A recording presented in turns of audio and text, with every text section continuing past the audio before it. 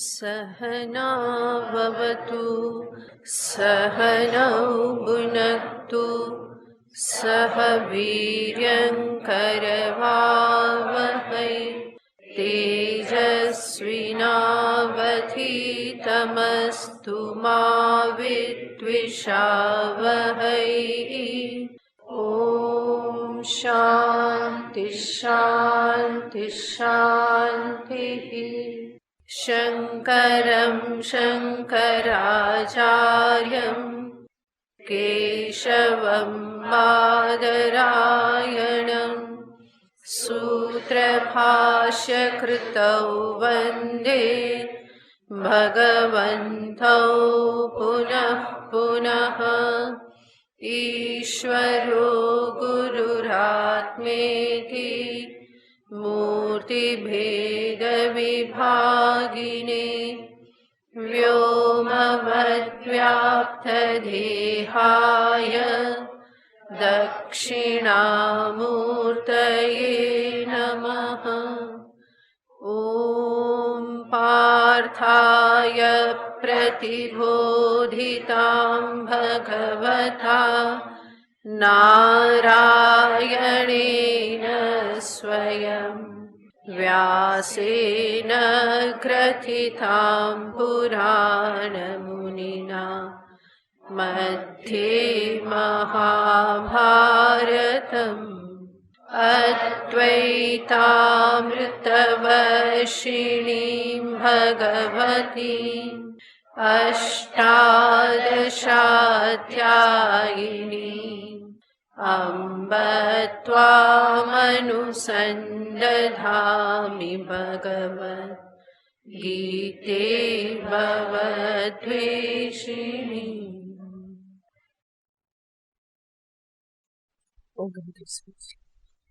श्रीभगवानुवाच समोऽहं सर्वभूतेषु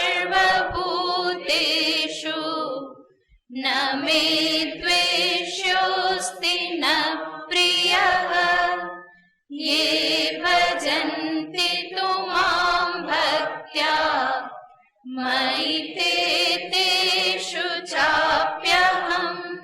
अपि चेत् सुदुराचारो भजते मामनन्यभाक् साधुरेव समन्तव्यः। सम्यक् व्यवसितो हि सः क्षिप्रं भवति धर्मात्मा शाश्वच्छान्तिं निगच्छति। कौन्तेय प्रतिजानीहि न मे भक्तः प्रणश्यति। मां हि पार्थव्यपाश्रित्य येऽपि स्युः पापयोनयः। स्त्रियो वैश्यास्तथा शूद्राः तेऽपि यान्ति परां गतिम्।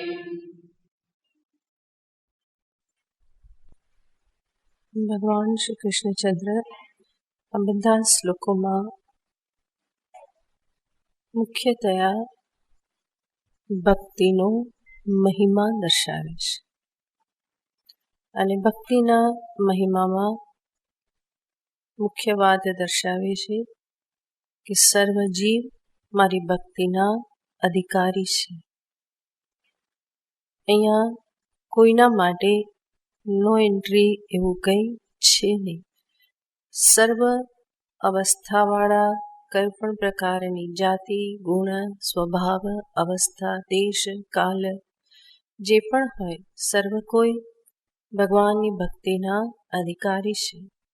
જેનામાં ખૂબ બુદ્ધિ સામર્થ્ય છે એ પણ અધિકારી છે અને જેનામાં શ્રવણ નિધિધ્યાસન આદિનું સામર્થ્ય નથી એ લોકો પણ ભગવત ભક્તિના અધિકારી છે. શૂદ્ર પણ અધિકારી છે, બ્રાહ્મણ ક્ષત્રિય પણ અધિકારી છે. તો ભગવાન ભક્તિનો આ મહિમા દર્શાવીશ કે કોઈ પણ વ્યક્તિ મારી ભક્તિનો આશ્રય લઈ મને શરણાગત થઈ અને પરાગતિ સુધી એ ફળ પ્રાપ્ત કરી શકે છે, મોક્ષ સુધી એ પહોંચી શકે છે. એ બાબતને ભગવાન દર્શાવી રહેલા છે. તો ભગવદ્ ભક્તિનો આ મહિમા જ દર્શાવતા ભગવાન કહે છે કે જે પાપ યોની છે એ પણ જો મને પામી લેશે તો પછી જે બ્રાહ્મણ ક્ષત્રિય આદિ જે છે કે જે પહેલેથી જ અનુકૂળ સંસ્કાર લઈને જન્મેલા છે એ મને પ્રાપ્ત કરી લે, એમાં તો કહેવાનું જ શું હોય. આગળનો શ્લોક. કિમ પુનર્બ્રાહ્મણા પુણ્યા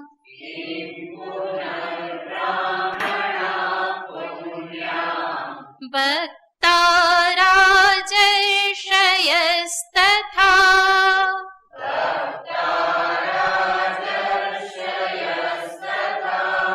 અનિત્યમ સુખમ લોકમ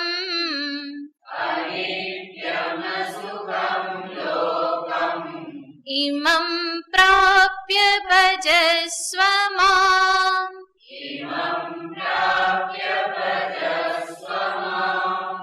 કિમ પુનર્બ્રાહ્મણા પુણ્યા ભક્તા રાજર્ષયસ્તથા અનિત્યમ સુખમ લોકમ ઇમં પ્રાપ્ય ભજસ્વ મામ.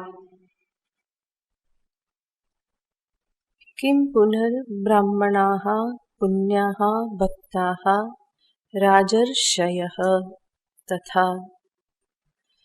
ભગવાને આગળ કહ્યું કે જેનામાં વિશેષ સામર્થ્ય નથી એ લોકો પણ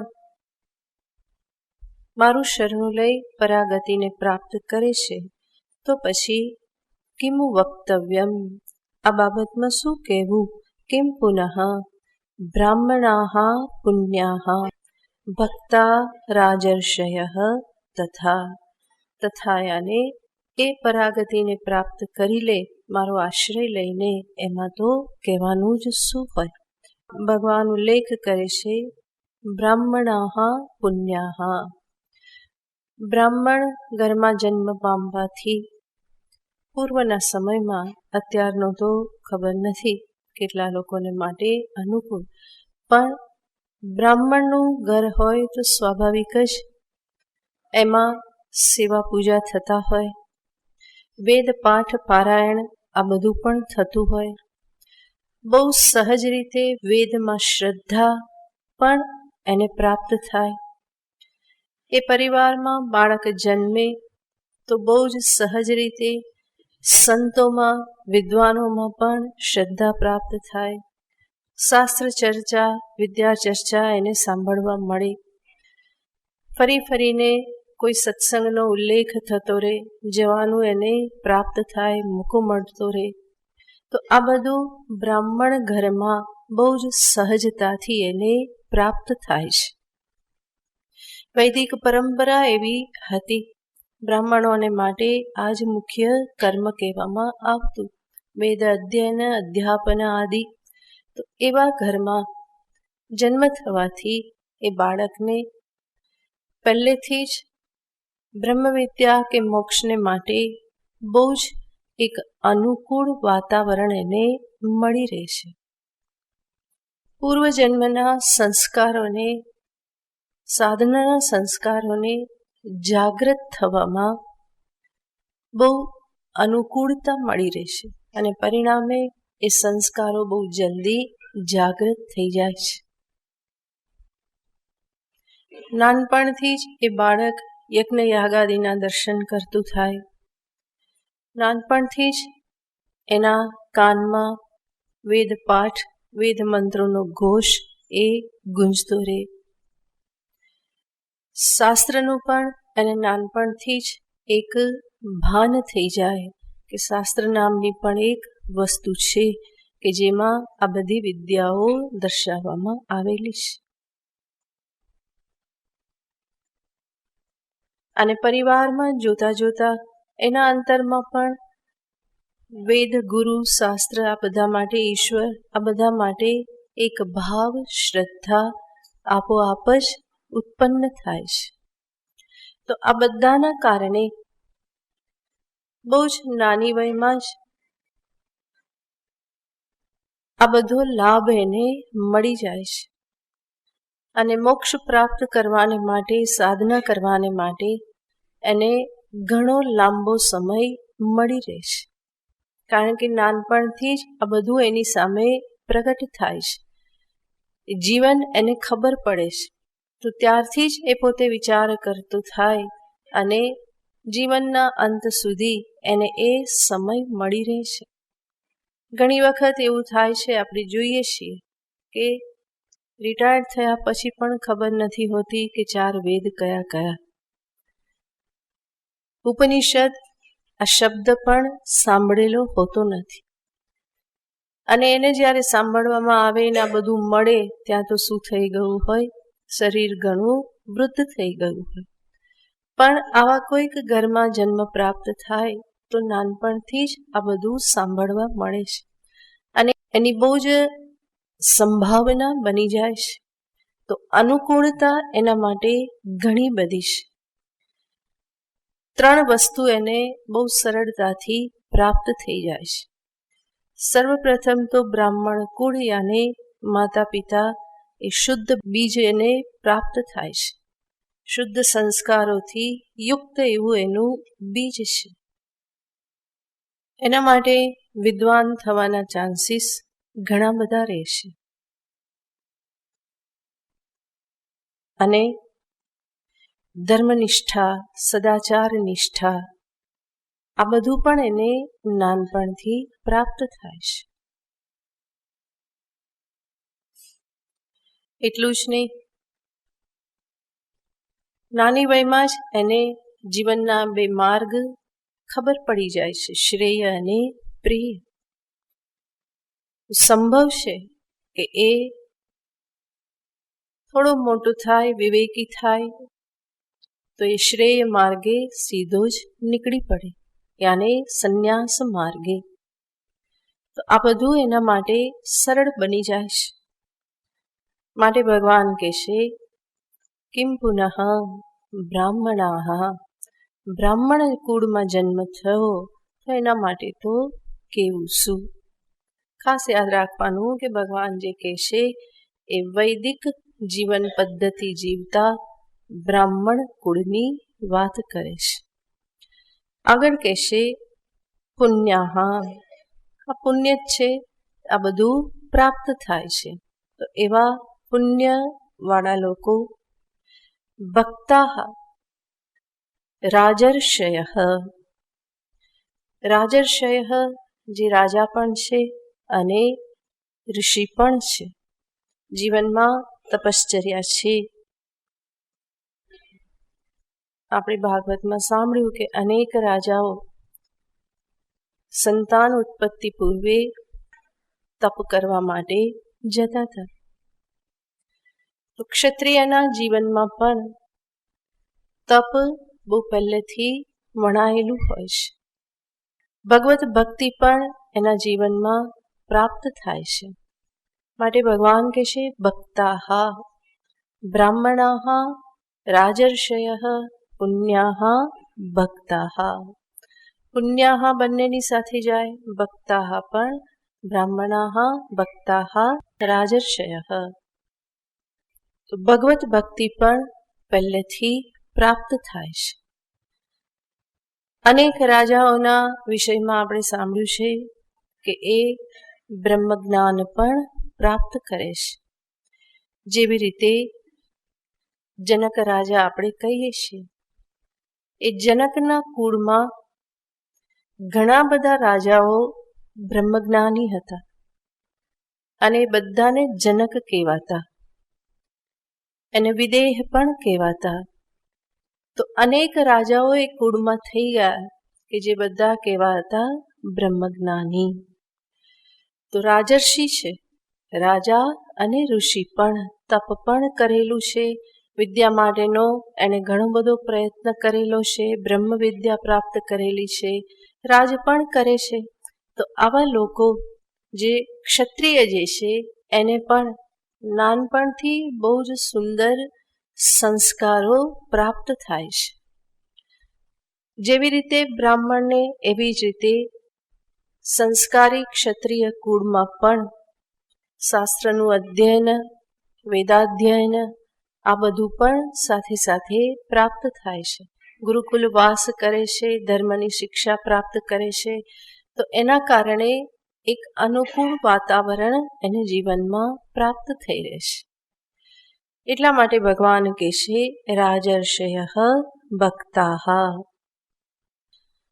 તથા તથા યાને પૂર્વવત એ યાંતિ પરામ ગતિમ. એ પરાગતિને પ્રાપ્ત કરે એમાં તો કહેવાનું જ શું હોય. જેનામાં સામર્થ્ય નથી, જેને અનુકૂળતા નથી એવા લોકો પણ પ્રાપ્ત કરી લેશે. તો બ્રાહ્મણ ક્ષત્રિય કે જેને અનુકૂળતા ઘણી પ્રાપ્ત થાય છે એ લોકો પ્રાપ્ત કરી લે એમાં તો કહેવાનું જ શું હોય. જ્યારે પણ ભક્તિના માર્ગે, અધ્યાત્મ માર્ગે આગળ વધવાનું હોય તો એમાં અનુકૂળતા, પ્રતિકૂળતા એવા વાતાવરણ પ્રાપ્ત થાય અને આગળ વધે એ વાતાવરણનો ફાળો જરૂર એને મળે છે. જેને નથી મળતો, પ્રતિકૂળ વાતાવરણ છે એ પણ પ્રાપ્ત કરે છે. કારણ કે પ્રથમ વસ્તુ આવશ્યક છે દ્રઢ નિશ્ચય.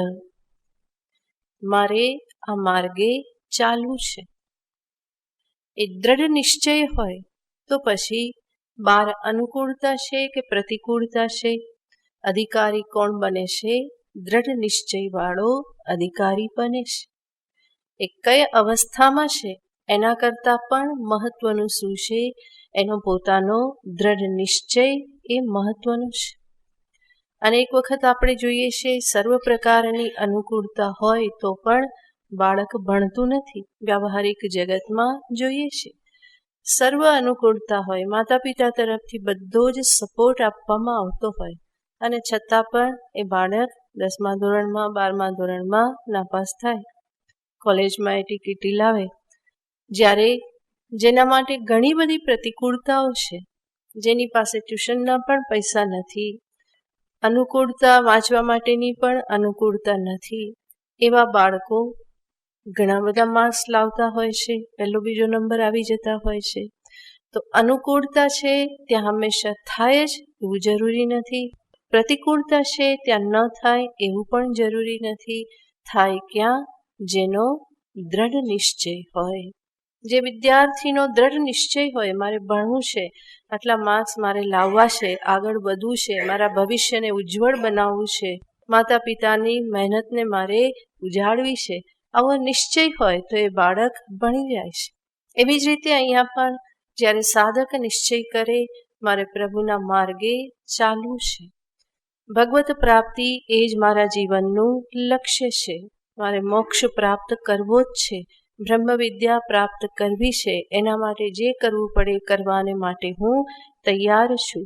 આવી રીતે જો દ્રઢ નિશ્ચય હોય તો બાહ્ય અનુકૂળતા, પ્રતિકૂળતા એ સેકન્ડરી થઈ જાય છે. ભગવાન અહીંયા એ પણ દર્શાવવા માગે છે સર્વ કોઈ અધિકારી છે, પણ એ અધિકારીમાં શું હોવું જોઈએ? નિશ્ચય હોવો જોઈએ. પછી પ્રતિકૂળતા હોય, એને અનુરૂપ કદાચ બાહ્ય રીતે ન લાગતી હોય તો પણ એનો દ્રઢ નિશ્ચય એને મોક્ષ સુધી પહોંચાડશે. માટે ભક્તિમાં મારો નિશ્ચય આવશ્યક છે. આગળનું ઘણું બધું પ્રભુ સંભાળી લે છે. ભગવાન અહીંયા એ જ કહેવા માગે છે કે આ બધા જ લોકો આ રીતે પરાગતિને પ્રાપ્ત કરી શકે છે. અને એટલા માટે આ બધું જ કહેવાનું ભગવાનનું તાત્પર્ય શું હતું? ભગવાનનું તાત્પર્ય છે મામ ભજસ્વ, તું મને ભજ, મારું ભજન કર. તો અંતે પરાગતિને, મોક્ષને, ઈશ્વરને તું પ્રાપ્ત કરીશ. જે કંઈ પણ ઉપદેશ ભગવાન આપે છે એનું તાત્પર્ય શું છે? મારું ભજન કર. તું દુરાચારી હોય તો મારું ભજન કર. પાપ યોનિમાં જન્મ થયો હોય મારું ભજન કર. બ્રાહ્મણ તું છે મારું ભજન કર. ક્ષત્રિય મારું ભજન કર. વૈશ્ય, શૂદ્ર બધાને ભગવાન શું કહેવા માંગે છે?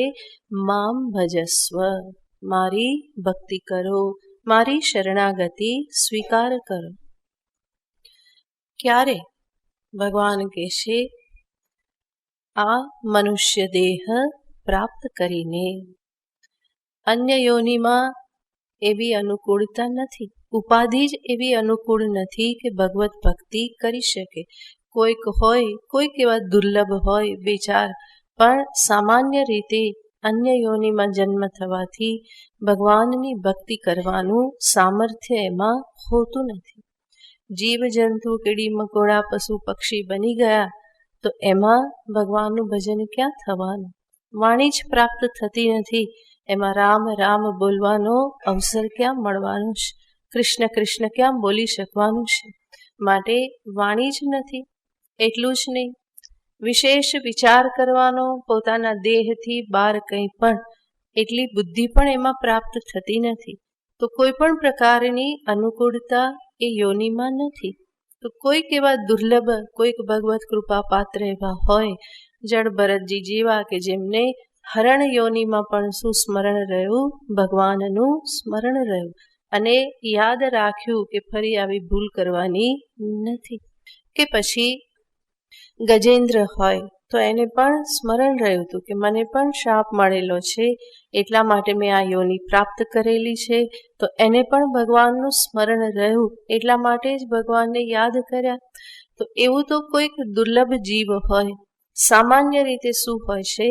જેમાં ભગવત ભક્તિ કે મોક્ષ ચિંતન કરવા માટેની કોઈ અનુકૂળતા હોતી નથી. માનવ દેહ એવો છે કે જેમાં સર્વ પ્રકારે અનુકૂળતા છે. માટે કોઈ એવું કે માનવ દેહ મળ્યો છે, 5 ઇન્દ્રિય મળેલી છે, તો હું શા માટે ભોગ ના કરી લઉં? વધારે ભોગ કરવાની પણ શક્તિ ક્યાં છે? માનવ દેહમાં છે. અને વિચાર કરવાની શક્તિ પણ ક્યાં છે? માનવ દેહમાં છે. ભગવત ભક્તિ એ ભાવ ભરેલું મન પણ ક્યાં છે? માનવ દેહમાં છે. છતાં પણ કોઈ વિચારે કે પછી ક્યારેક કરું, મનુષ્ય જન્મ મળ્યો છે તો હું ભોગવી લઉં. ભગવાન કહેશે કે એવી રીતનું નથી કરવાનું. આ મર્ત્યલોકમાં દુર્લભ એવું માનુષ દેહ પ્રાપ્ત કરીને મામ ભજસ્વ, ભગવાન કહેશે કે મને ભજ. અને ભગવાન આ ઉપદેશ કોઈ પશુ પંખીને તો આપતા નથી. કોને આપી રહ્યા છે? મનુષ્યને આપી રહેલા છે. માટે માનવ દેહમાં જ આ કાર્ય સિદ્ધ થાય છે. તો જે અવસર મળેલો છે એ અવસરને ખોવો ના જોઈએ. ભગવાન કહેશે અનિત્યમ સુખમ લોકમ ઇમમ પ્રાપ્ય મામ ભજસ્વ. આજે લોક શબ્દનો અર્થ થાય છે લોક્યતે, અવલોક્યતે ઇતિ લોકઃ. જે દ્રશ્યમાન છે, જે અનુભવમાં આવે છે એને કહેવાય લોક. તો આ સમસ્ત લોક, જે પ્રપંચ છે, જગત જે છે એ કહેવાય લોક. અને લોકના જ અંતર્ભૂત શું છે? આ દેહ છે. તો દેહને પણ શું કહેવાય? લોક કહેવાય, કે જે મારા અનુભવમાં આવે છે. ભગવાન કહેશે કે આવા અનિત્યમ સુખમ, અનિત્યમ અસુખમ લોકમ પ્રાપ્ય, ઇમમ પ્રાપ્ય, આ લોકને પ્રાપ્ત કરીને. ભગવાન ઉલ્લેખ કરે છે કે આ લોક, જગત, સંસાર, શરીર આ કેવા છે? તો સર્વપ્રથમ કહેશે કે અનિત્યમ, અનિત્ય છે. જગત તો આપણે જાણીએ જ છીએ, બધું જ પરિવર્તનશીલ છે, બદલાઈ રહેલું છે. આજ જે છે કાલે રહેતું નથી. ભલે આપણને લાગતું હોય કે આપણે તો એના એ જ છીએ, કાલે હતા એવા જ આજે છીએ, પણ શરીર એવું છે ખરું? કાલનું શરીર એ અલગ છે, આજનું શરીર અલગ છે. બાળકનું શરીર હોય તો એમાં કાલના શરીરથી આજના શરીરમાં કંઈક ઉમેરો થઈ જાય છે. અને વૃદ્ધ શરીર હોય, ગ્રાફ નીચે આવવા માંડ્યો, તો પછી એ શરીરમાં શું થાય છે? કાલના શરીર કરતાં આજના શરીરમાં કંઈક ઓછું થતું જાય છે. તો આ વધવું, ઓછું થવું, જાયતે, વર્ધતે, વિપરિણમતે, વિનશ્યતિ, આ બધા શરીરના વિકારો છે. એ ઉત્પન્ન થાય છે, વૃદ્ધિને પામે છે, વિપરિણામને પામે છે કિશોરાવસ્થામાં. એનાથી આગળ વધીને એ વિપરિણમતે, ફરી અંતે એ અપક્ષયને પામે છે, વિનાશને પામે છે. તો શરીરનું આ સ્વરૂપ છે, સ્વભાવ છે કે નિરંતર બદલતા રહેવું. અને બધું જ ક્ષેત્ર, શરીરની માત્ર સ્થૂળ જ નહીં, પરંતુ જે ઇન્દ્રિયો જે છે એ પણ ક્ષીણ થતી જાય છે. જોવાનું સામર્થ્ય ઘટી જાય છે, સાંભળવાનું સામર્થ્ય ઘટી જાય છે, બોલવાનું સામર્થ્ય ઘટી જાય છે, કામ કરવાનું સામર્થ્ય ઘટી જાય છે. તો કર્મેન્દ્રિય, જ્ઞાનેન્દ્રિય આ બંને ક્ષીણ થતી જાય છે. તો ઇન્દ્રિય પણ ક્ષય પામે છે, મનમાં પણ, બુદ્ધિમાં પણ ક્ષય થાય છે. એટલા માટે વૃદ્ધ લોકો બોલતા રહેતા હોય, હવે યાદ રહેતું નથી, હવે યાદ નથી રહેતું. ઘણા બધા વડીલો મને કહેતા હોય, ગુરુમાં હવે સંભળાતું નથી, કે તમે બોલો છો એ સંભળાતું નથી, એટલા માટે સ્પીકર પાસે જઈને બેસવું પડે. તો આ બધું અપક્ષય તો નિરંતર શરીરમાં થતો રહેશે. તો એને આપણે કોઈ પણ રીતે નિત્ય કહી શકીએ એવું નથી, એ અનિત્ય જ છે. એનાથી આગળ જગતના કોઈ પણ વિષયો એ બધા પણ કહેવાશે અનિત્ય જ છે. જગત અનિત્ય, શરીર અનિત્ય, ઇન્દ્રિય પણ અનિત્ય, આ બધું જ અનિત્ય છે.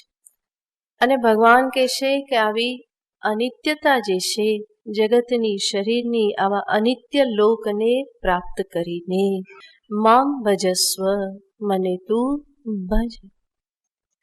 તો અનિત્ય છે, સાથે સાથે કહેશે અસુખમ, અનિત્યમ સુખમ લોકમ. સંધિ છૂટી પડીને શું થાય? અનિત્યમ અસુખમ. ઘણા બધા સુખ સમજી લે, પણ સુખ સુખ નથી. એ શું છે? અસુખ છે. અસુખ ભગવાન સીધું દુઃખ રૂપ નથી કહેતા, અન્યત્ર કહેશે, પણ અહીંયા કીધું નથી. અહીંયા ભગવાન કહેશે અસુખમ. તો આચાર્યો કહેશે અલ્પાર્થે નકાર છે, અલ્પાર્થે નહીં, એનાનો અ થયો, અસુખમ કરો.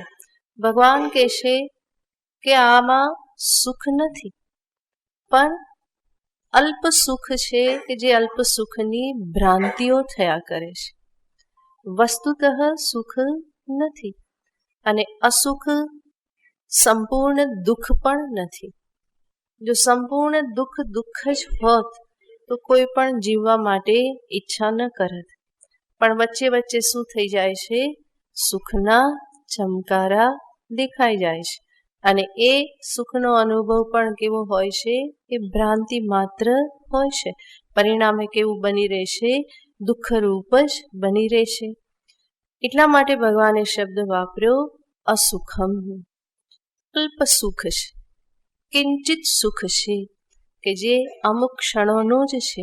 એટલા માટે આપણે જોતા હોઈએ છીએ કે સુખ પછી દુઃખ છે, દુઃખ પછી સુખ છે, પણ વસ્તુતઃ આવી સિક્વન્સ નથી. શું સિક્વન્સ છે?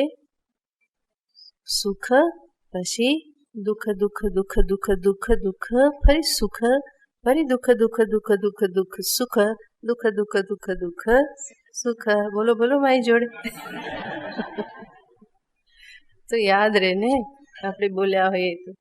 ઘરે જઈને બોલી લેજો, ઘરના કહેશે કે આ શું બોલો છો.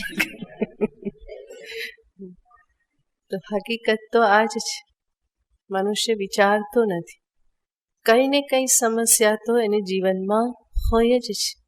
કોઈ જ અધૂરપ હંમેશા કોઈને કોઈ એને કોરી ખાતી હોય છે. કંઈક ને કંઈક દુઃખ તો હંમેશા એ અંતરમાં લઈને બેઠેલો જ હોય છે. બહારથી ભલે બહુ સુખી લાગતો હોય, પણ અંતરમાં દુઃખથી ભરેલો હોય છે. એટલા માટે મોટે ભાગે જે હાસ્ય કલાકાર હોય ને, એ અંદરથી બહુ દુઃખી હોય, બહારથી બધાને બહુ હસાવતા હોય, પણ એની પોતાની કહાની કેવી હોય છે? બહુ જ દુઃખી હોય છે, કંઈ ને કંઈક કષ્ટ એમાં છુપાયેલું હોય છે. તો વાસ્તવિક સ્વરૂપ છે જગતનું દુઃખ જ સ્વરૂપ છે.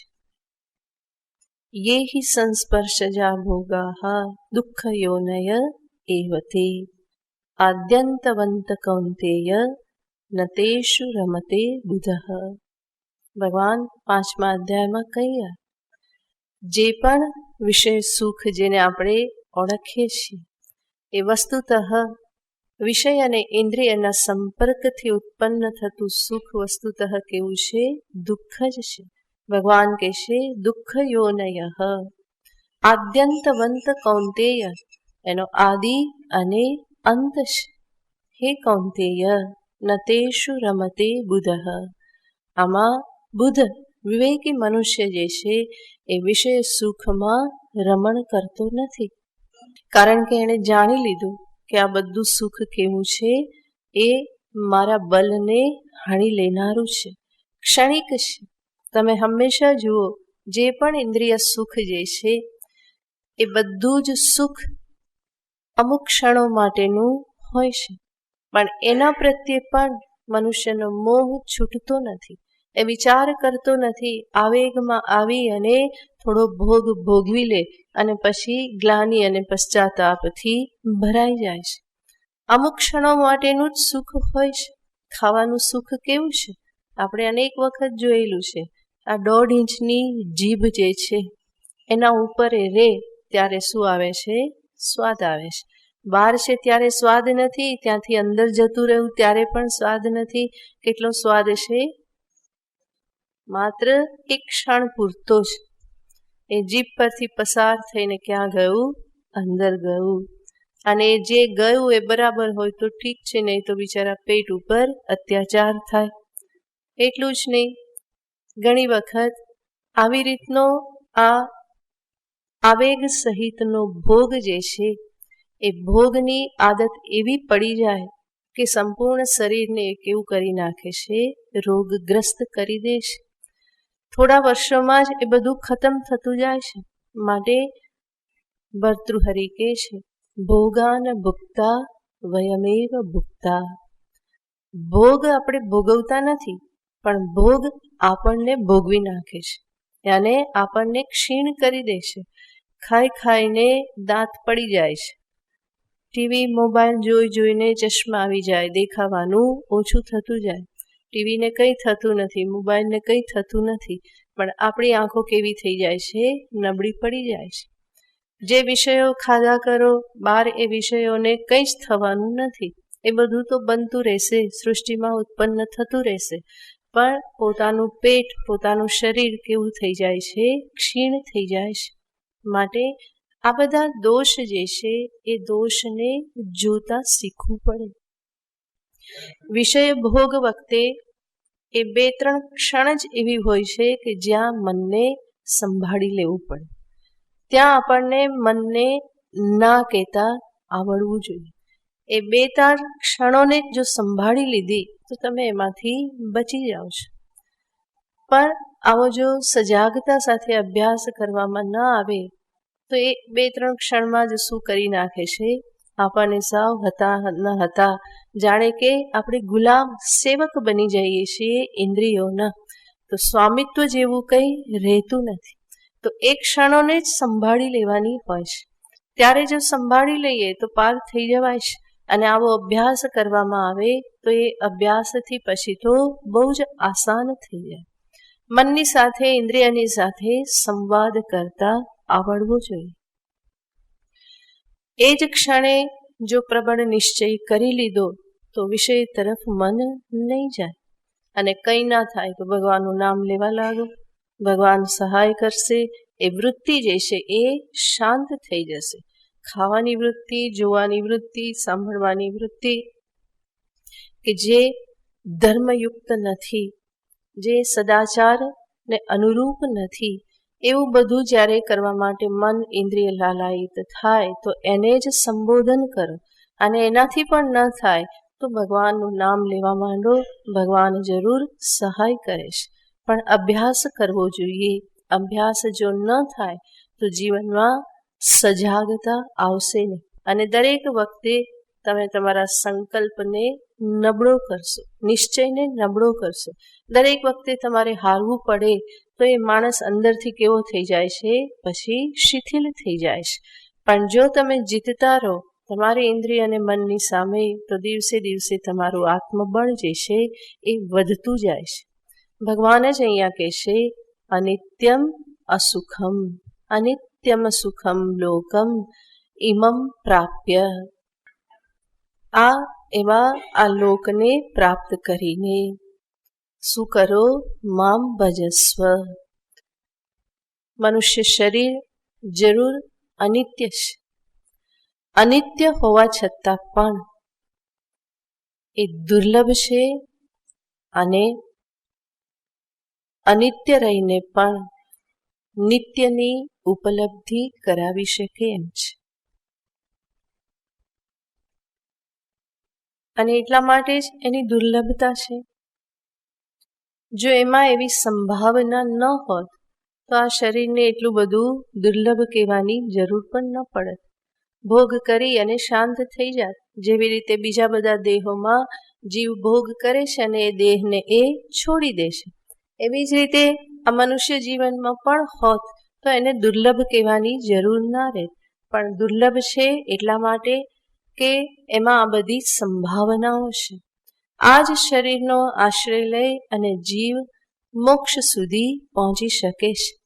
અને આવી ઉપાધિ પ્રાપ્ત થવી, આવું સાધન પ્રાપ્ત થવું એ કોઈ સામાન્ય નથી. અનેક પુણ્યના પરિપાકે માનવ દેહ પ્રાપ્ત થાય છે, કે જે માનવ દેહમાં આ બધી જ સંભાવનાઓ રહેલી છે. એટલા માટે જ ભગવાને બુદ્ધિ પણ આપેલી છે કે હું વિવેક કરી શકું. શ્રેય માર્ગે જાઓ કે પ્રેય માર્ગે જાઓ, આ હંમેશા સામે રહેશે. અને વિચાર વિવેક કરવાનું સામર્થ્ય ભગવાને આ માનવ દેહમાં આપેલું છે. અને એટલે જ એ દુર્લભ કહેવામાં આવે છે, કારણ કે આવો વિચાર કરવાનું સામર્થ્ય અન્ય યોનિઓમાં પ્રાપ્ત થતું નથી. એક ટીકાકાર કહેશે યદા દેહસ્ય સ્વસ્થતા તદૈવ ધીમતા ક્ષિપ્રમેવ મોક્ષાય પ્રયતિતવ્યમ. યદા દેહસ્ય સ્વસ્થતા, દેહ જ્યાં સુધી સ્વસ્થ છે તદૈવ ત્યાં સુધીમાં ધીમતા ધીમાન બુદ્ધિમાન પુરુષે ક્ષિપ્રમેવ મોક્ષાય પ્રયતિતવ્યમ, બહુ જલ્દી જ મોક્ષને માટે પ્રયત્ન કરવો જોઈએ. આવું આ અનિત્ય અને છતાં નિત્યને પ્રાપ્ત કરાવવાનું સામર્થ્ય જેમાં છે, એવું માનવ શરીર પ્રાપ્ત કરીને ભગવાન કહેશે મામ ભજસ્વ, તું મારું ભજન કર, મને સમર્પિત થા, મારી શરણાગતિ લે, મને પ્રેમ કરતો થા, જગત તરફની દોડને શિથિલ કરી અને મારા તરફ તું વળી જા, મને અભિમુખ થા. તો મામ ભજસ્વ, ભગવાન કેટલા બધા દયાળુ છે. સામે ચાલીને કહે છે કે મારું ભજન કર, મારું ભજન કર, મને અર્પણ કર, હું બધું તારું સ્વીકારી લઈશ. કેટલું બધું ભાવથી ભગવાન મનુષ્યોને માટે આ બધું દર્શાવી રહેલા છે. ભગવાનનો અહમ કે ભગવાનનું મમત્વ એ હંમેશા જીવોના કલ્યાણને માટે જ હોય છે. જ્યારે ભગવાન કહેશે કે હું જ આ બધું છું, તો એ હું કોઈ અભિમાન સ્વરૂપ નથી. કે ભગવાન કહે કે મામ ભજસ્વ મયૈવ નિહતા, જ્યાં જ્યાં મમ શબ્દનો પ્રયોગ કરે એ પણ શેના માટે છે? જીવોના કલ્યાણને માટે. જીવની અહંતા મમતા છોડાવવાને માટે ભગવાન પોતાના અહમ અને મમત્વને વારંવાર દર્શાવે છે. મામ ભજસ્વ, ભગવાન કહેશે મારું ભજન કર, મને પ્રેમ કર, મને તું તારા જીવનના લક્ષ્ય રૂપે સ્થાપિત કર, તારા જીવનમાં તું મને પ્રાયોરિટી આપ. આ બધું ભગવાન આ શબ્દથી કહે છે કે મામ ભજસ્વ, મારું ભજન કર. મારું ભજન કર આવું ભગવાન જ્યારે કે તો ભગવાનના બંને સ્વરૂપ સમજી લેવાના, સગુણ સાકાર સ્વરૂપ કે પછી નિર્ગુણ નિરાકાર સ્વરૂપ. કોઈ પણ પ્રકારના સાધનને, સાધનાને ભજન કહેવામાં આવે છે. ભજન એટલે ગીત રૂપ તાલી પાડીને ગાવું એ જ માત્ર ભજન નથી, પણ ભજ સેવાયામ, સેવન કરવું એ ભજન શબ્દનો અર્થ છે. ભજ સેવાયામ. તો કોઈ પણ પ્રકારની સાધના, સાધના અનુષ્ઠાન એને શું કહેવાય છે? ભજન કહેવાય. તમે ભજન ગાતા હો એ પણ ભજન, જપ કરો તો એને પણ ભજન કહેવાય, સેવા પૂજાને પણ ભજન કહેવાય, સ્વાધ્યાયને પણ ભજન કહેવાય, સત્સંગ પણ ભજન છે, ધ્યાન કરો તો એને પણ ભજન કહેવાય. આ બધું જ શું કહેવામાં આવે છે? ભજન શબ્દથી કહેવાય છે. એટલા માટે મહાત્માઓ મળે ને તો એકબીજાને પૂછે સાધન ભજન કેવા ચાલે છે. આપણે પૂછીએ તમે કેમ છો, ક્યારે આવ્યા, શું છો, પરિવાર બરાબર છે, આ બધું પૂછતા હોઈએ. સાધુઓને તો પરિવાર છે ને, એ લોકો શું પૂછે એકબીજાને? સ્વાસ્થ્ય સારું છે, સાધન ભજન કેવા ચાલે છે, બરાબર ચાલે છે. તો એ ભજન શબ્દનો અર્થ કોઈ પણ સાધના, નહીં કે રોજ રોજ ભજન ગાવ છો કે નહીં, એવું નહીં, એ પણ ભજન કહેવાય. અને બીજું બધું સાધન જે છે એને પણ ભજન કહેવામાં આવે. તો સાધન ભજન આવો શબ્દ વાપરવામાં આવતો હોય છે. એ ભજન યાને સેવન, પરમાત્માનું સેવન કેવું થાય છે, યાને ભગવાનની ભક્તિ, સગુણ સાકાર હોય તો ભક્તિ, નિર્ગુણ હોય તો એનું ધ્યાન, ચિંતન, વેદાંત શ્રવણ, મનન, આ બધું જ શેમાં આવે છે? ભજન શબ્દમાં આવે છે. માટે જ્યારે ભગવાન કે મામ ભજસ્વ, તો એનાથી પણ અર્થ શું સમજવાનો? મામ યાને ભગવાનનું સગુણ સાકાર સ્વરૂપ અથવા તો ભગવાનનું નિર્ગુણ નિરાકાર સ્વરૂપ. જે કંઈ પણ તમે ભગવાનને સામે રાખીને કરો એ શું કહેવાય? ભજન કહેવાય. કોઈ પણ સ્વરૂપ, સગુણ કે નિર્ગુણ, એને સામે રાખીને, એને કેન્દ્રમાં રાખીને કંઈ પણ કર્યું તો એને ભજન કહેવાય. અને ભગવાન શું કહે છે? બધું જ કેવી રીતે કર? મને કેન્દ્રમાં રાખીને. આગળ પણ કહેલું હતું, યત કરોશી યદસ્નાસી સર્વમ મદર્પણમ કુરુ, બધું જ મને અર્પણ કર. અને અહીંયા પણ શું કહે છે? મામ ભજસ્વ, જે પણ સાધન કરો એ ભજન. ભગવાન કહે છે કે આ માનવ દેહ પ્રાપ્ત કરીને અનિત્ય એવા જગત અને અનિત્ય એવા આ દેહને સામે રાખો, એનામાં દોષ દર્શન કરો, એની લાલન પાલનમાંથી ઉપર ઉઠી અને જેના માટે દેહ પ્રાપ્ત થયેલો છે, જેના માટે આ જગતમાં માનવ જન્મ પ્રાપ્ત થયો, એ લક્ષ્યને સામે રાખી અને જીવન જીવવું જોઈએ. જરૂર અનિત્ય છે પણ દુર્લભ છે, અધ્રુવ છે પણ ધ્રુવની પ્રાપ્તિ કરાવી શકનાર છે. આવું પ્રહલાદજી અસુર બાળકોને કહેતા હતા કે આ શરીર કેવું છે? અધ્રુવ છે, અને છતાં પણ અર્થદમ, અર્થ પુરુષાર્થ, મોક્ષ પુરુષાર્થ પ્રાપ્ત કરાવનારો છે. એવો આ દેહ પ્રાપ્ત કરીને મામ ભજસ્વ, મારું ભજન કર. આટલું કયા પછી ભગવાન દર્શાવે છે મારું ભજન કેવી રીતે કરવું. અંતિમ શ્લોકમાં ભગવાન કહે છે, મન્મના ભવ મદ્ભક્તો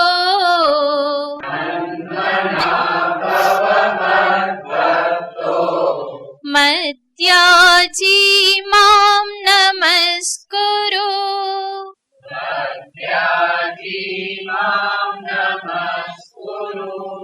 મામે વૈશ્યસી યુક્ત્વૈવમ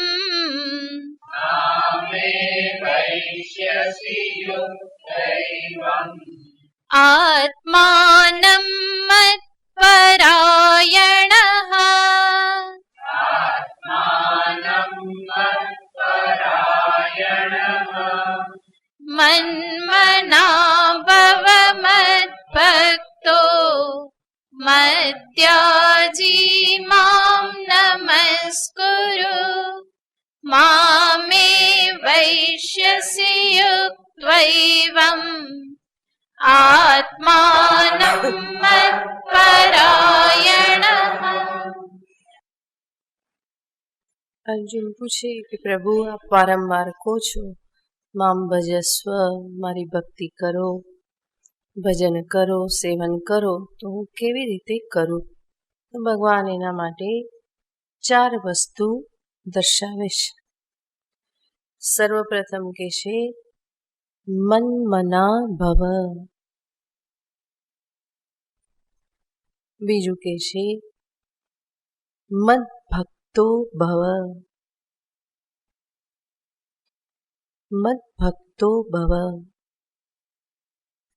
ત્રીજું છે મદ્યાજી ભવ, મદ્યાજી ભવ, ચોથું છે મામ નમસ્કુરુ, મામ નમસ્કુરુ. 4 બાબતો ભગવાને દર્શાવી. સર્વપ્રથમ કહેશે મન મના ભવ. મન મના ભવ યાને મારામાં મન રાખનારો બન.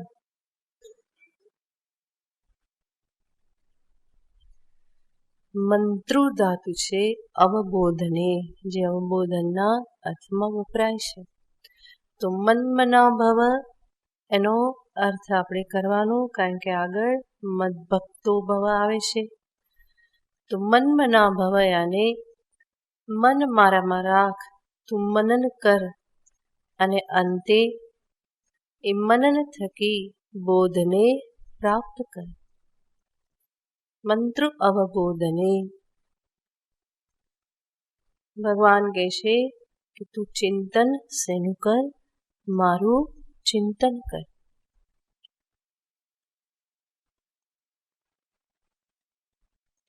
ચિંતન કરીને મને જાણ, મને પ્રાપ્ત કર.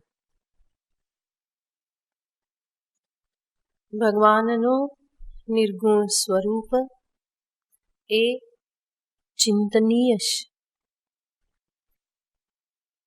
એ સ્વરૂપ જ્ઞાતવ્ય છે.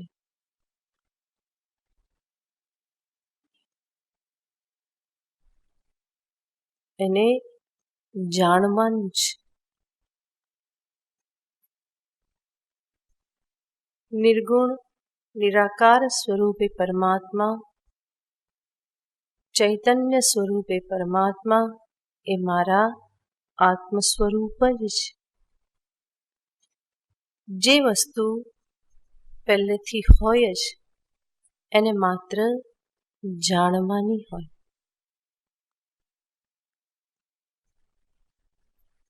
મન મના ભવ, મારામાં મન રાખ, ચિંતન કર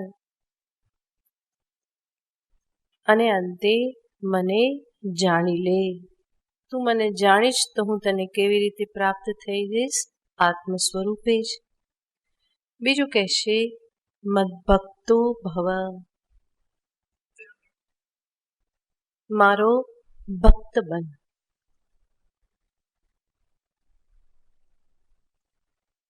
યાને તારો પ્રેમ મારામાં જો.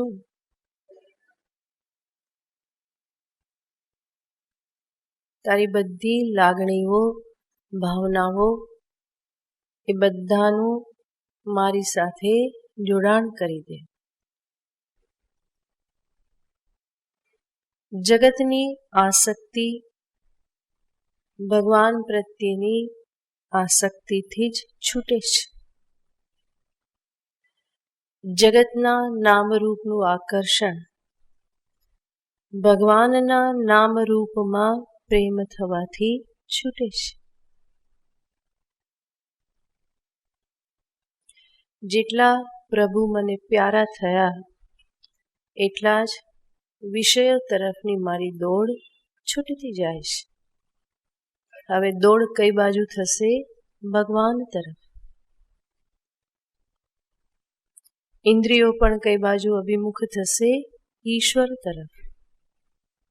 એના દર્શન કરું, એની કથા સાંભળું, એના ગુણ સ્વભાવનું ધ્યાન કરું, એને જોઈને હસું, એની સાથે વાતો કરું, એને જોઈને એને યાદ કરીને રડું, એની સામે જ નાચું, પગથી એના મંદિરે જાઉં, હાથથી એની સેવા કરું, કાનથી એનું શ્રવણ કરું.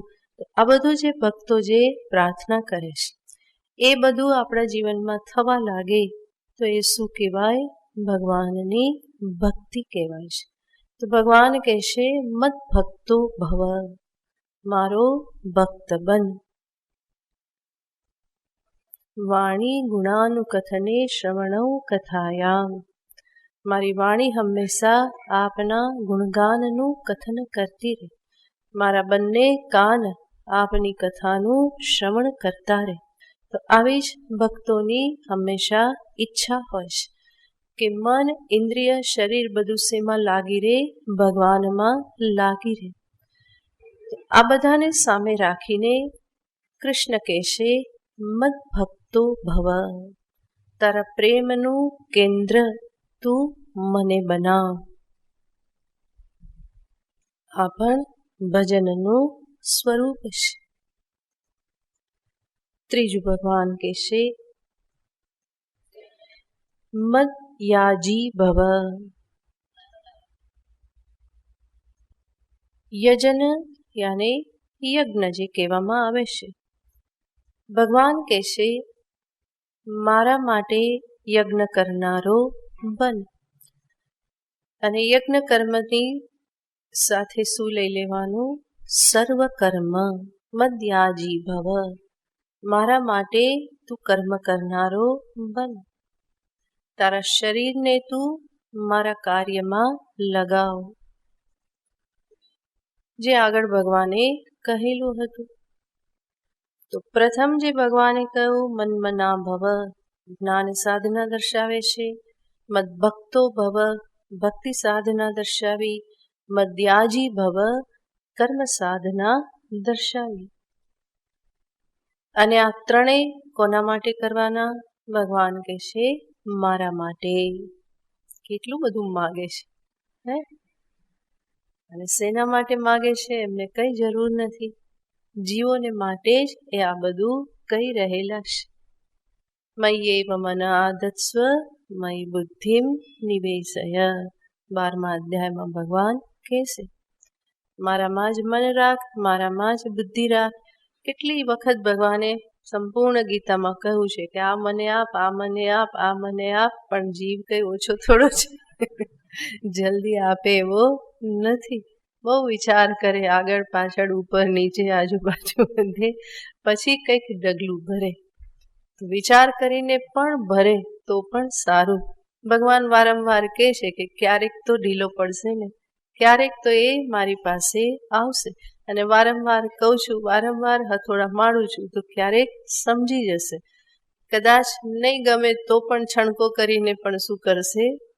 ધીમે ધીમે આપતો થશે. લે કે હવે ક્યારનો માગ કરે છે, આપ્યું હવે બસ. એ રીતે ભગવાન કહે છે યેન કેન પ્રકારેણ જીવ ક્યાં આવે? મારા માર્ગે આવે, મને ભજતો થાય. તો મત યાજી ભવ.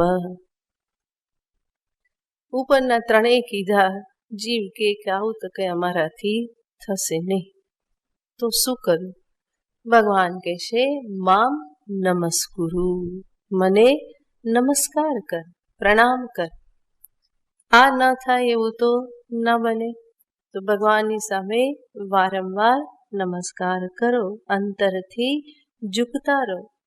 ફરી ફરીને પ્રભુને કહેતા રહો કે પ્રભુ હું તમારો છું, આ મસ્તક તારા ચરણે છે. ફરી ફરીને આવું કહેવું, અંતરમાં એવો ભાવ રાખવો, એ જ શું છે?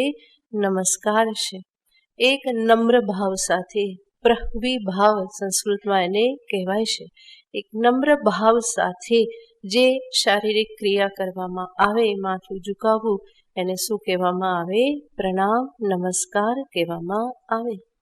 નમસ્તે નમઃ તે તુભ્યમ, આપને નમસ્તે, નમસ્કાર છે. નમસ્તે એનો અર્થ શું? ન મમ તેવ, તારું જ છે. તવ એવ, મારું કંઈ છે નહીં. ન મમ ઇતિ નમઃ, તેવ, તારું જ છે, મારું કંઈ છે નહીં. આ શું અર્થ થાય? નમસ્તેનો અર્થ થયો. મસ્તક કોઈની સામે ઝુકાવી એનો અર્થ શું? હું તમારા શરણે છું. તમારું મારા જીવનમાં એક વિશેષ સ્થાન છે. એને જ આપણે મસ્તક ઝુકાવીએ તો ભગવાનને ફરીને નમસ્કાર કરવા. એનો અર્થ શું? ભગવાનનું આપણા જીવનમાં એક વિશેષ સ્થાન છે. આદરણીય તરીકે, પૂજનીય તરીકે, એક માન ભરેલું, પ્રેમ સહિતનું, ભાવ સહિતનું એક સ્થાન છે કે જ્યાં હું ફરીને નમસ્કાર કરું. મસ્તક ઝુકાવવાનું મને હંમેશા મનમાં એના માટે ઈચ્છા થાય. આગળ તમે સાંભળશો, જ્યારે ભગવાન અર્જુનને વિશ્વરૂપ દર્શન કરાવે છે ત્યારે અર્જુન પણ શું કહે છે? તમને આગળથી નમસ્કાર, પાછળથી નમસ્કાર, ઉત્તરમાંથી નમસ્કાર, દક્ષિણમાંથી, પૂર્વમાંથી, પશ્ચિમમાંથી, સર્વ દિશાઓ તરફથી હું શું કરું છું? નમો નમઃ, ફરીને હું નમસ્કાર કરું છું. કારણ કે પ્રભુની એ ઈશ્વરતા, એ વિભૂતા, એ વિશ્વરૂપતા અર્જુનની સામે પ્રગટ થઈ ગઈ. એટલું વિરાટ અને વિશાળ રૂપ હતું કે અર્જુનને સમજાઈ ગયું કે આમાં હું તો ક્યાંય નથી. તો એ અહંકારનું ગલન થઈ જાય છે. ભગવાનને ફરીને નમસ્કાર કરવાથી જીવના અહંકારનું ગલન થાય છે. ફરીને કેવું કે પ્રભુ આપનું જ છે, મારું કંઈ જ નથી. ન મમ, આમાંનું કંઈ જ મારું છે નહીં. દેહ સહિત, મન બુદ્ધિ સહિત કંઈ જ મારું છે નહીં. બધું જ આપનું જ છે, આપે જ આપેલું છે. કંઈ લઈને આવ્યા નહોતા. શરીર પણ આપણે તો બનાવેલું નહોતું. એ તો ભગવાનની જ સૃષ્ટિ રચના છે કે માના પેટમાં આ દેહનું સર્જન થઈ જાય છે. 9 મહિનામાં કેટલો સુંદર દેહ ભગવાન બનાવી દે છે. તો એ દેહ પણ એમણે જ બનાવેલો છે. એમાં જે કંઈ પણ સામર્થ્ય એ બધું એમનું જ મૂકેલું છે. બધી જ સંભાવનાઓ એમના તરફથી જ એ દેહમાં મૂકવામાં આવેલી છે. ઇન્દ્રિયોનું નિર્માણ, મનનું પણ એમાં આવી જવું, બુદ્ધિ પણ આવી જવી. તો આ બધું જ ઈશ્વર દ્વારા મને આપવામાં આવેલું છે. જે જગતમાં હું આવ્યો એ જગત પણ કોણે બનાવ્યું છે? પ્રભુએ જ બનાવેલું છે. તો જ્યાં પણ હું છું અને ત્યાં જે કંઈ પણ મારી આજુબાજુ જે છે એ બધું જ ઈશ્વર તરફથી આપવામાં આવેલું છે. જ્યાં આપણે સૂક્ષ્મતાથી વિચાર કરીએ તો ક્યાંય પણ અહમને રાખી શકાશે નહીં. આ મેં કર્યું કે આ મારા વડે થયું કે આ મારું છે, આવું બોલવાનું ક્યારેય પણ બની શકશે નહીં. કારણ કે બુદ્ધિમાં બરાબર બેસી જશે જો વિચાર કરશો તો કે આ બધું જ મને ઈશ્વર તરફથી આપવામાં આવેલું છે. એની જ કૃપા છે. જોવાની શક્તિ, બોલવાની શક્તિ, સાંભળવાની શક્તિ, હાથ પગ હલાવવાની શક્તિ, ચાલવાની શક્તિ, કર્મ કરવાની શક્તિ, કંઈ સમજવાની શક્તિ, જ્ઞાન શક્તિ, આ બધું જ કોના તરફથી આપવામાં આવેલું છે? ઈશ્વર તરફથી. તો જે કંઈ પણ પંચમહાભૂત પણ કોના તરફથી ઉત્પન્ન થયા છે? ઈશ્વર તરફથી જ. જલ, વાયુ, આ બધું જ ઈશ્વર દ્વારા સર્વ જીવોને આપવામાં આવેલું છે. વાયુ ભગવાન અટકાવી દે તો શું થાય? આપણને બધાને ખબર છે. ધરતી ધ્રુજી જાય તો શું થાય? કેવો ભય ફેલાઈ જાય છે. એ ધરતીને સ્થિર રાખનાર, વાયુને વહેતો રાખનાર, અગ્નિ જ્વાલાને પણ પ્રજ્વલિત રાખનાર, સૂર્યચંદ્રને પ્રજ્વલિત રાખનાર, આ બધી જ દિશાઓમાં બધા જે ભ્રમણ કરે છે ત્યારે એ નોધારા માંડવાને આવી રીતે રાખવા માટે ભગવાન જ સમર્થ છે. બીજું કોઈ સમર્થ નથી. વિચાર કરીએ તો આપણને ખ્યાલ આવે છે. આ પૃથ્વી, સૂર્ય, ચંદ્ર, બધા જ ગ્રહો, નક્ષત્ર, તારા આ બધા આકાશમાં લટકી રહેલા ફુગ્ગા જેવા છે બધા. એ બધાને ત્યાં સ્થિર પોતપોતાની જગ્યાએ રાખવા અને પોતાની નિશ્ચિત દિશામાં એ બધાનું પરિવર્તન ગતિ થતી રહે. આ કેટલું મહાન બુદ્ધિ છે આની પાછળ. અને તમે કહો કે એમાં ભગવાને શું કર્યું હોય, તો બધું ગુરુત્વાકર્ષણથી બધું થાય છે. એ ગુરુત્વાકર્ષણ મૂક્યું કોણે?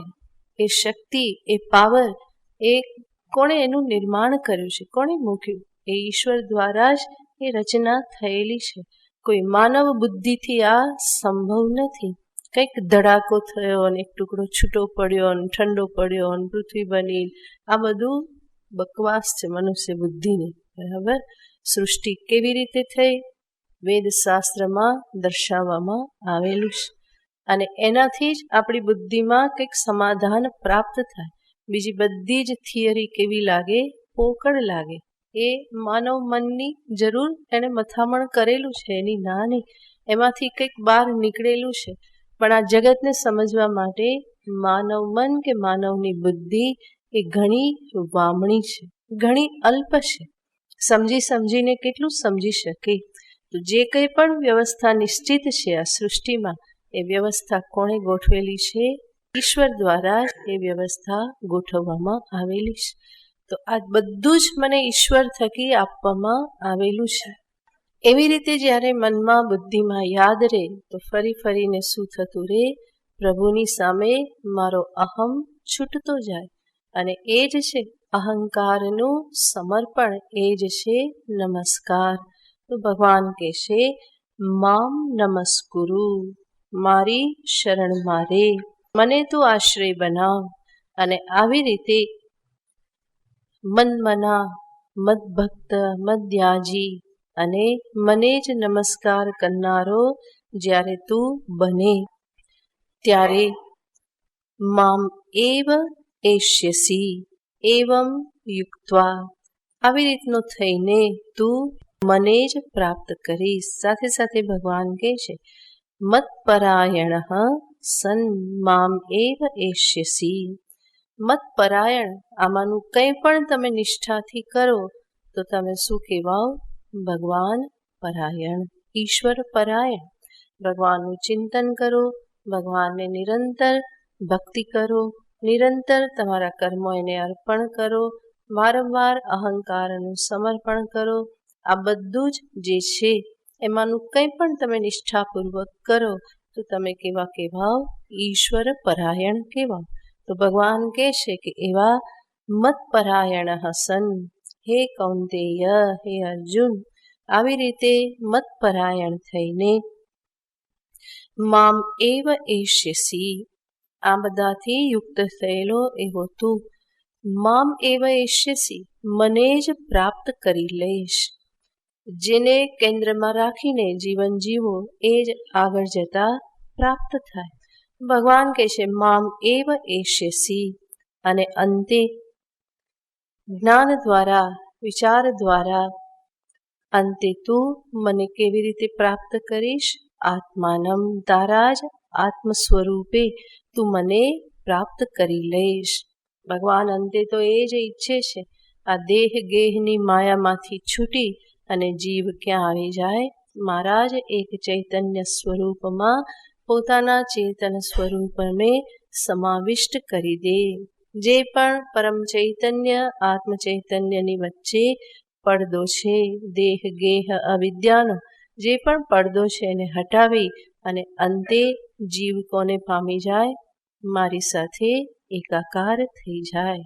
તો ભગવાને અહીંયા કહ્યું કે આ રીતે મતપરાયણ થઈ મામ આત્માનમ એવ એષ્યસી, તું મને જ આત્મ સ્વરૂપે પ્રાપ્ત કરી લઈશ. આ સાથે 9મો અધ્યાય અહીંયા સમાપ્ત થાય છે. ઓમ તત્સત. ઓમ તત્સત.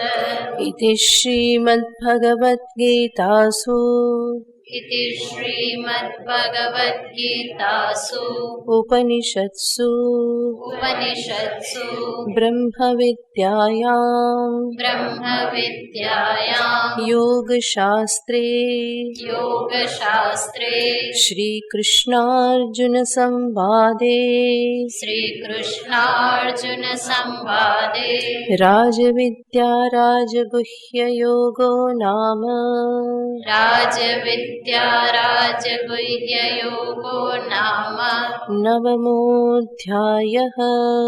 नवमोऽध्यायः। ઓમ તત્સત ભગવાનના આ નામ છે. ઓમ પરમાત્માનું નામ છે, તત એ પણ પરમાત્માનું નામ છે અને સત એ પણ ઈશ્વરનું નામ છે. તો એનું ઉચ્ચારણ કરવામાં આવે છે ઓમ તત્સત, કારણ કે મંગલકારી છે. પ્રારંભમાં અંતમાં ગમે ત્યાં આ મંગલકારી ભગવાનના જે મંગલકારી નામો છે એનું ઉચ્ચારણ થાય. શ્રીમદ ભગવદ્ ગીતાસુ ઉપનિષત્સુ, ભગવદ્ ગીતા એ ઉપનિષદોનો સાર છે, માટે ગીતાને ઉપનિષદ શબ્દથી કહેશે.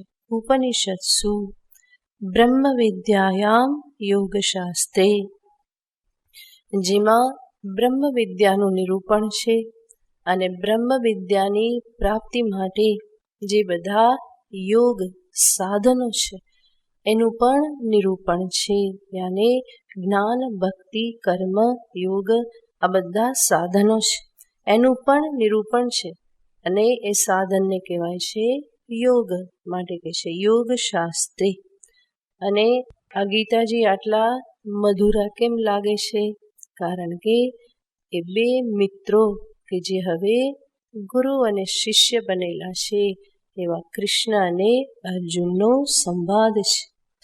એવા ગીતાજીમાં રાજવિદ્યા રાજગુહ્ય યોગો નામ નવમોધ્યાય, અને અધ્યાયની પુષ્પિકા કહેવામાં આવે છે. દરેક અધ્યાય પછી જે આ બોલવામાં આવે એને કહેવાય પુષ્પિકા. તો આ નવમો અધ્યાય આ સાથે સંપન્ન થયો. સર્વધર્માન પરિત્યજ્ય મામેકં શરણં વ્રજ, અહં ત્વા સર્વ પાપેભ્યો મોક્ષયિષ્યામિ મા શુચઃ. હરિ ઓમ શ્રી ગુરુભ્યો નમઃ. હરિ ઓમ. હમણાં આપણે જે વાત કરી મામ નમસ્કુરુ ભગવાને કહ્યું એ અહંકારનું ગલન કરવાને માટે, અને એ જ અહંકાર ગલનને અર્થે આગળના બે અધ્યાય છે. 10મો અધ્યાય ભગવાનની વિભૂતિઓનું નિરૂપણ અને 11 અધ્યાય કે જેમાં ભગવાનનું વિશ્વરૂપ અર્જુનને દર્શાવાય છે. તો આ બંને અધ્યાય સામાન્ય રીતે એવી રીતે જોવાતું હોય છે કે આ બંને અધ્યાય બહુ એટલા મહત્વના નથી, પણ બહુ જ મહત્વના છે. ભગવાને બહુ જ સુંદર સુંદર વાત આ અધ્યાયમાં કરેલી છે. જેટલા બીજા અધ્યાય એવા જ આ અધ્યાય પણ છે. અંતરમાં ભાવ જગાડવાને માટે, અહંકારનું શિથિલીકરણ કરવાને માટે, સમર્પણ ભાવ ફરી ફરીને અંતરમાં આવે એટલા માટે આ બંને અધ્યાયનું ખૂબ જ મહત્વ છે. તો એના અર્થે જ એ છે. આપણે પછી શરૂ કરીશું. ઓમ પૂર્ણમદ પૂર્ણમિદં પૂર્ણાત પૂર્ણમુદચ્યતે પૂર્ણસ્ય પૂર્ણમાદાય પૂર્ણમેવાવશિષ્યતે. શાંતિ શાંતિ શાંતિ. હરિ ઓમ શ્રી ગુરુભ્યો નમઃ. હરિ ઓમ.